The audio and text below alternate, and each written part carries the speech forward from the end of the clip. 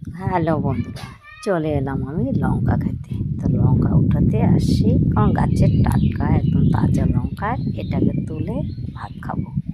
সকালে 10টার ভাত খাবো, তাই ভাবলাম যে একদম টাটকা লঙ্কা নিয়ে আসি। টাটকা লঙ্কা নিয়ে এসে বাড়িতে এখন 10টায় আমি খাবো সেদ্ধ ভাত। তো লঙ্কাগুলো দেখে তো ভীষণ হচ্ছে, সুন্দর লঙ্কাগুলো। তো কে কে কাঁচা লঙ্কা এভাবে খেতে ভালোবাসো? আমি তো একবারে 2-3টা কাঁচা লঙ্কা খেয়ে নিই।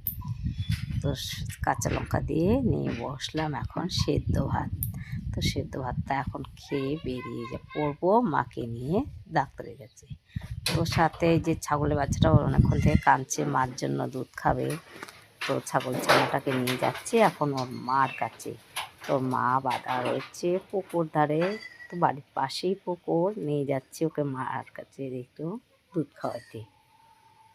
তো অনেকক্ষণ থেকে মাকে কাঁদছে বেচারা। তো ওই যে ওর মা পুকুরের ধারে বাঁধানো, তো ওকে আমি এখান থেকে নামিয়ে দিলাম যে আস্তে আস্তে ওর মার কাছে চলে যাবে। তো নামিয়ে দিচ্ছি আস্তে আস্তে ওর মার কাছে, ঠিক ও পৌঁছে যাবে।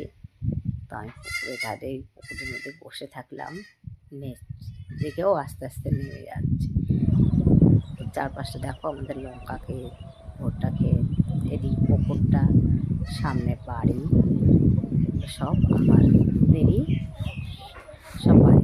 তো ওই যে আমার এটা বোনের বাড়ি, বোনের বাড়ি পাশে একদম সবাই আমরা একসাথেই থাকি। তো পুকুরে কত টমেটো দেখছে, উঠিয়ে ফেলে দিচ্ছি। টমেটোর নাকি একদম দাম নেই, টমেটো গাছকে উঠিয়ে ফেলে দিচ্ছি। এই যে সজনা গাছ, সজনা ধরেছে ভীষণ। তো কচি কচি সজনাগুলো এই দেখুন চলে গেল তার মার কাছে।